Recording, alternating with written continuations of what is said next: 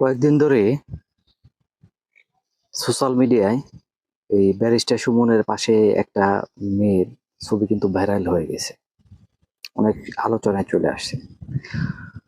ওনার নাম পিয়া বিপাশা।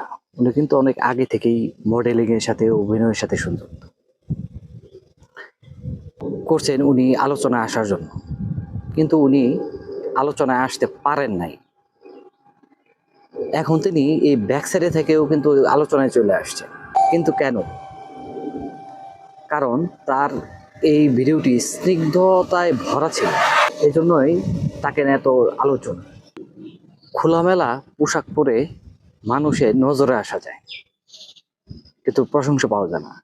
স্নিগ্ধতা নিয়ে ব্যাক সাইডে থাকলেও মানুষ খুঁজে এসে তার প্রশংসা করে। তো কি করে এই তারা অতিরিক্ত এই আপডেট হওয়ার কারণে মানুষের মধ্যে যে স্নিগ্ধ ভাব থাকে সেইটা ওনারা অতিরিক্ত আপডেট হইতে যায় সেটাকে নষ্ট করে ফেলে। এটা কিন্তু তার বাস্তব একটা উদাহরণ।